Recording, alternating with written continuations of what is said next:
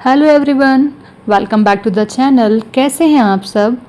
उम्मीद है आप सभी अच्छे होंगे। सो गाइस, आज की इस वीडियो में हम करने वाले हैं आपकी नॉलेज का test, because we are going to cover the top 15 GK questions. ये क्वेश्चंस आपके एग्जाम्स, क्विज और जनरल अवेयरनेस के लिए बहुत यूज़फुल होने वाले हैं। Some questions will be super easy और कुछ आपके दिमाग को घुमा भी देंगे। सो मेक श्योर आप वीडियो को एंड तक देखें और सभी क्वेश्चंस के आंसर देने की कोशिश करें। And don't forget to comment your marks. देखते हैं आप 15 में से कितने सही क्वेश्चंस कर पाते हैं।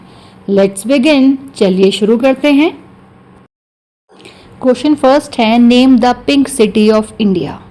सो द आंसर इज जयपुर। कुछ को पता भी होगा कि जयपुर है, कुछ को नहीं भी पता होगा। तो जिन्हें नहीं पता या पता भी है, हम उनके लिए बता देते हैं कि आखिर जयपुर का नाम पिंक सिटी ही क्यों पड़ा। तो अगर हम बात करें 1876 में इस पूरे शहर को पिंक कलर में कलर कर दिया गया था। ये जो काम किया गया था वो किसने करवाया था? महाराजा स्वामी राम सिंह सेकंड के आदेश पर पूरे सिटी को पिंक कलर करवा दिया गया था। उन्होंने इस काम को क्यों करवाया था? प्रिंस ऑफ वेल के स्वागत के लिए इस काम को करवाया गया था। और जो पिंक कलर होता है वो हॉस्पिटैलिटी का प्रतीक होता है और तभी से जयपुर को पिंक सिटी कहा जाने लगा। Question second is, name the blue city of India. So the answer is Jodhpur. अब अगर हम बात करते हैं पुराने टाइम की, तो शुरुआत के टाइम पे जो ब्राह्मण या फिर पंडित हुआ करते थे, सिर्फ वो ही अपने घरों को ब्लू कलर में रंगते थे, ठीक है।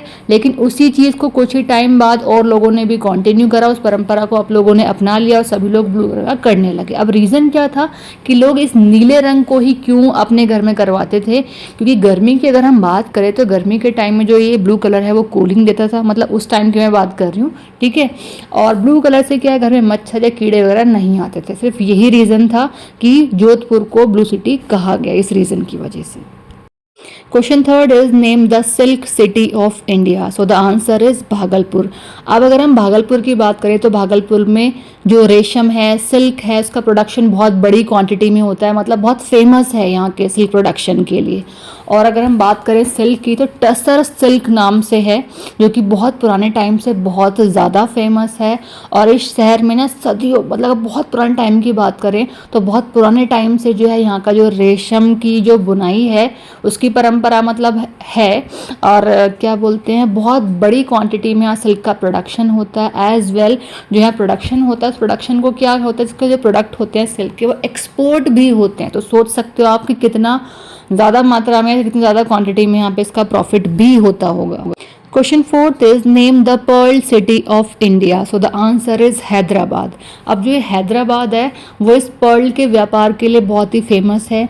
यहाँ पुराने समय से ना मोतियों का जो बाइंग और सेलिंग दोनों हुआ करती थी, ठीक है। इस शहर में ना कई मशहूर पर्ल मार्केट्स भी हैं, ठीक है। और यहाँ बहुत बड़ी मतलब बहुत क्वालिटेटिव अगर हम बात करें तो बहुत ज़्यादा क्वालिटेटिव जो पर्ल्स होते हैं वो यहाँ पे बहुत इजीली अवेलेबल हो जाते हैं। और बहुत पुराने टाइम से, मतलब एक तरीके से बहुत बड़ा केंद्र है, बहुत बड़ा ही सेंटर है यहाँ पे पर्ल का, इसलिए यहाँ पे इसको पर्ल सिटी भी बोलते हैं। Question fifth is, name the diamond city of India. So the answer is Surat, क्योंकि जो सूरत है वो इंडिया का एक डायमंड सिटी के नाम से फेमस है। यहाँ पे डायमंड की कटिंग और पॉलिशिंग होती है। 80 to 90% जो वर्ल्ड में डायमंड हैं वो यहीं से डिलीवर होते हैं, ठीक है।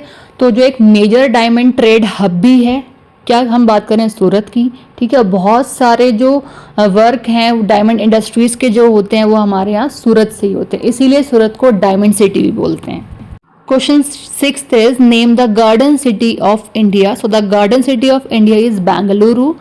अब क्यों?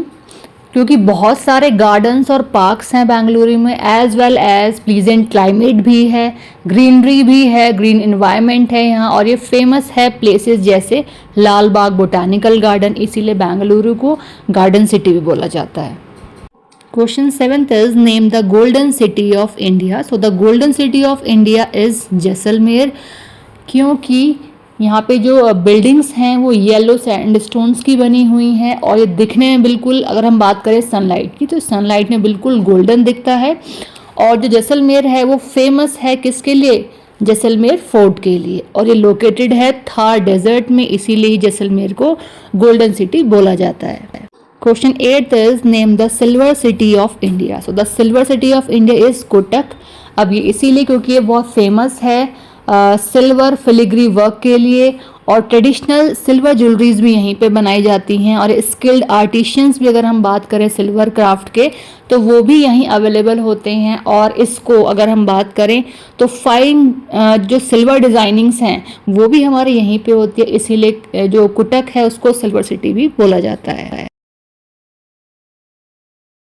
Question 9th is name the orange city of India. So the orange city of India is Nagpur.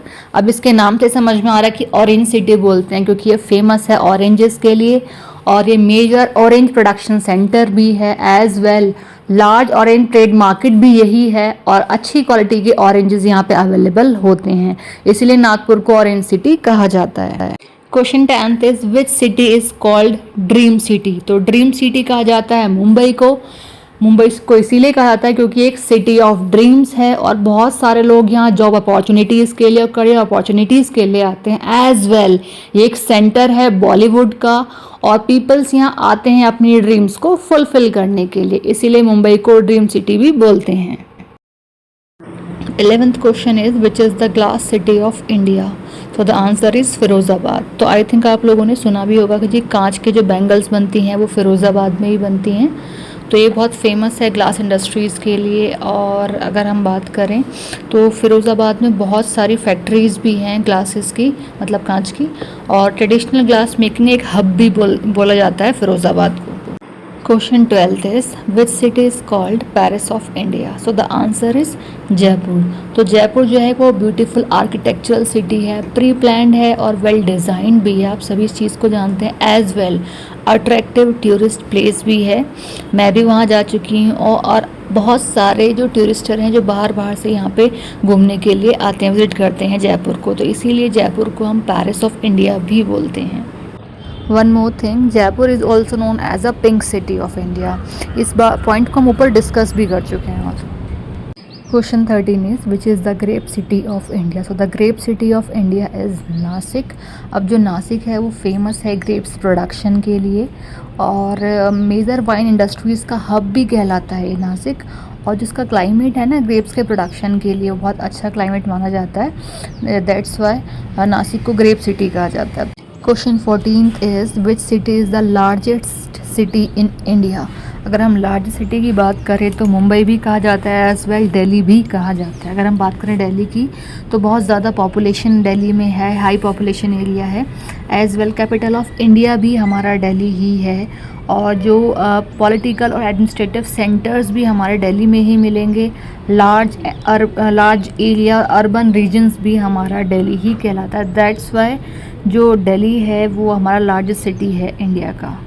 मैंने कहा मुंबई भी लार्जेस्ट सिटी में ही आता है, बट मुंबई जो है लार्जेस्ट सिटी वो एज आ पॉपुलेशन में है।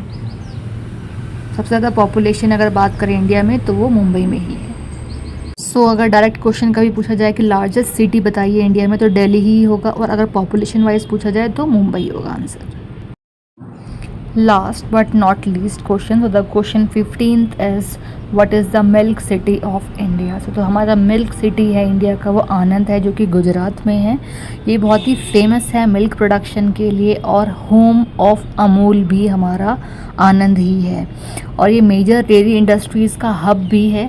तो अगर हम बात करें तो एक सेंटर, अच्छा एक और इसमें अगर हम बात करें ऐड करें तो ये सेंटर ऑफ वाइट रिवॉल्यूशन भी हमारा आनंद गुजरात ही कहलाएगा।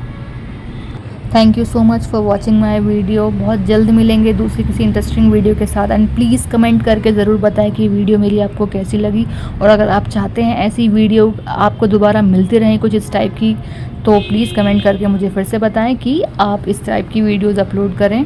तो चलिए मिलते हैं, बाय बाय। और अगर जिन लोगों ने मेरा चैनल सब्सक्राइब ना किया हो तो मेरे चैनल को सब्सक्राइब भी करें और शेयर करें इस वीडियो को अपने फ्रेंड्स के साथ, जिससे कि उनकी नॉलेज भी इन्हेंस होती रहे।